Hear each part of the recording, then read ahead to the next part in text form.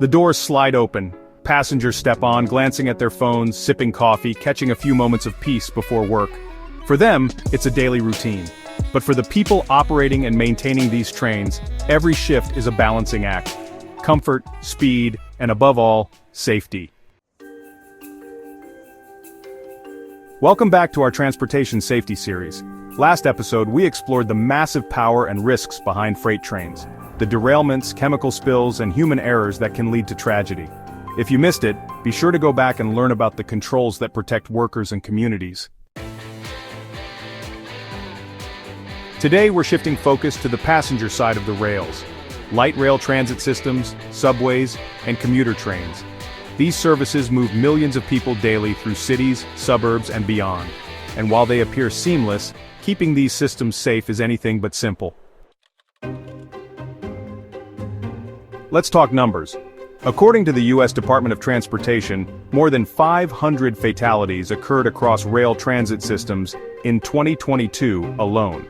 The European Union Agency for Railways reported over 1,300 significant rail incidents involving passenger trains that same year. In Australia, the Office of the National Rail Safety Regulator, ONRSR, recorded more than 150 notifiable occurrences in urban passenger networks. These incidents include derailments, onboard injuries, track trespassing, and collisions with vehicles at grade crossings. So what are the top hazards in passenger and light rail? First, collisions, either with other trains, vehicles at crossings, or obstacles on the tracks. Second, derailments, often caused by equipment failure, misaligned tracks, or excessive speed. Third, platform hazards, slips, trips, crowd surges, and even passengers falling onto the tracks. Fourth, passenger altercations, harassment, violence, or medical emergencies that escalate quickly. Fifth, operator fatigue and distraction, which can impair reaction time and judgment. And sixth, mechanical failures in doors, signals, brakes, or other critical systems. Let's examine 4 case studies that show how these risks play out in the real world. In December 2013, a Metro North commuter train in New York derailed on a curve in the Bronx, killing 4 passengers and injuring more than 60. Investigators determined the train was traveling at 82 miles per hour in a 30 miles per hour zone. The engineer later admitted to falling asleep. The cause? Fatigue. The learning? Operators must be supported by strict fatigue management policies and alertness monitoring systems, especially on routes with sudden speed changes. Next, we look at Barcelona in 2018, where a light rail train collided with a maintenance vehicle left on the track. Several passengers were injured.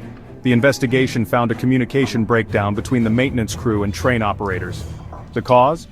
Poor coordination and lack of fail-safe blocking systems. The learning?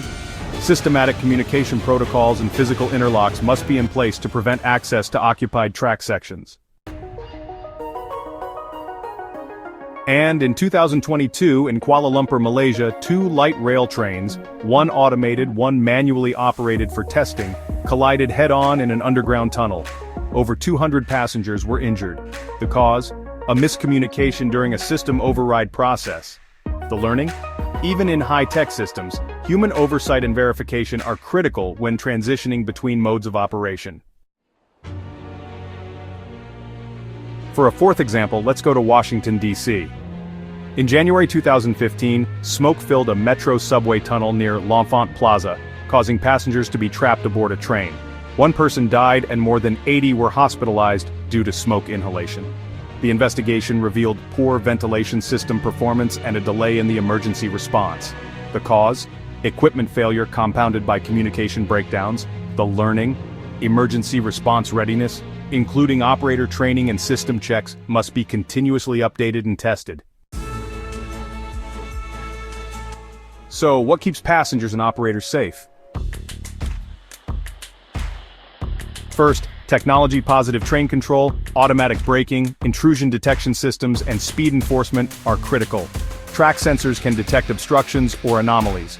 Real-time GPS and AI-assisted dispatch improve coordination.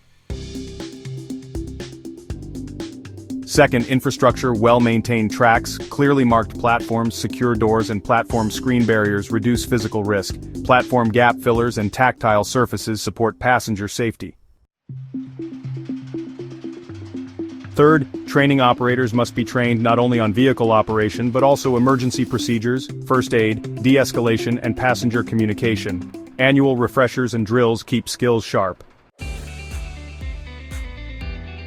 Fourth, passenger management. Signage, wayfinding, announcements, and platform attendance can reduce crowding and confusion, especially during service disruptions.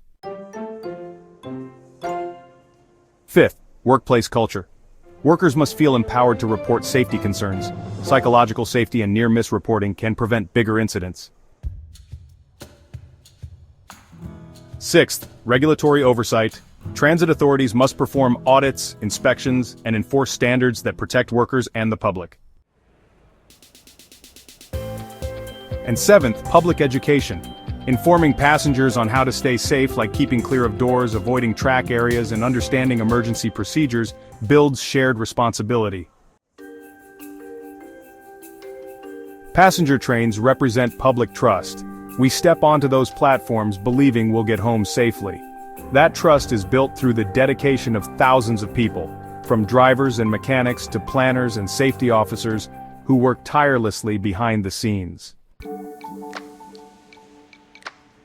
But the work doesn't stop at planning. It continues with continuous improvement. New technologies, smarter scheduling, and stronger communication systems are transforming the rail industry. But without proper funding, support, and a focus on safety culture, risks can still find their way through. Transit organizations must commit to learning from the past, investing in training and listening to the voices of operators and passengers alike. It's a shared journey, one that requires vigilance every single day. In our next episode, we'll shift from rails to water, focusing on ferries that move people and goods across rivers, bays, and oceans. From boarding procedures to weather conditions, we'll uncover the challenges unique to marine transport. If you found this episode valuable, please like, subscribe, and share it.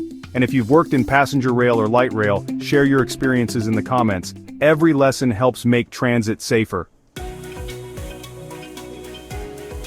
Until next time, stay focused, stay steady, and let's all get on the safety train and stay on track.